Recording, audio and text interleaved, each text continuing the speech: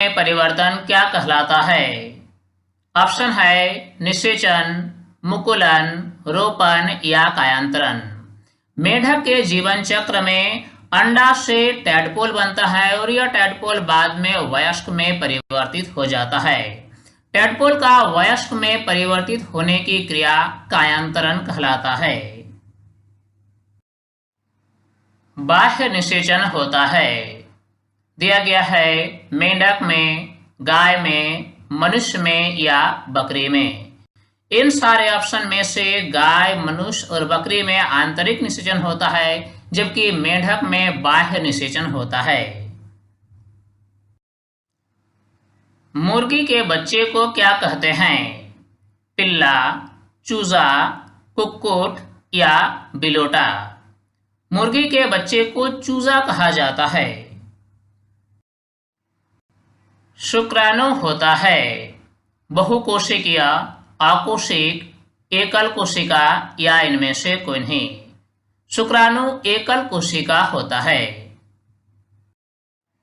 मादा जननांग है। ऑप्शन दिया गया है वृषण, गर्भाशय, सेशन या शुक्रवाहिनी। इन सारे ऑप्शन में से वृषण, सेशन और शुक्रवाहिनी नर जननांग हैं, जबकि गर्भाशय एक मादा जननांग है। निम्न में किसके अंडे कवच से ढके नहीं होते हैं? ऑप्शन दिया गया है मुर्गी, मेढक, गाय या कुत्ते। मेढक के अंडे कवच से ढके हुए नहीं होते हैं। आंतरिक निषेचन होता है। नर शरीर के बाहर, मादा शरीर के बाहर, नर शरीर के अंदर या मादा शरीर के अंदर। निषेचन की क्रिया जब मादा के शरीर के अंदर होता है तो इसे आंतरिक निषेचन कहा जाता है। मनुष्य में मादा युग्मक कहलाता है। दिया गया है अंडाणु, शुक्राणु, युग्मनज या इनमें से कोई नहीं।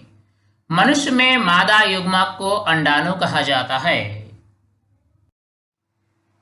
वृषण द्वारा उत्पन्न युग्मक है। ऑप्शन दिया गया है परागकण, शुक्राणु, डिंब या अंडाणु। नर जनन अंग में वृषण होते हैं और यह नर युग्मक का उत्पादन करता है। नर युग्मक को शुक्राणु कहा जाता है। प्रजाति की निरंतरता के लिए आवश्यक है। ऑप्शन दिया गया है पाचन, प्रजनन, श्वसन या उत्सर्जन। पृथ्वी पर प्रजाति की निरंतरता के लिए प्रजनन आवश्यक है। शुक्राणु कैसे होते हैं? ऑप्शन है सूक्ष्म, छोटे, बहुत सूक्ष्म या छिन्न। शुक्राणु बहुत सूक्ष्म होते हैं। मानव भ्रूण का रोपण कहाँ होता है? ऑप्शन है गर्भाशय में, अंडवाहिनी में, वृषण में या अंडाशय में। मानव में भ्रूण का रोपण गर्भाशय में होता है। विखंडन विधि से जनन करने वाले जंतु हैं।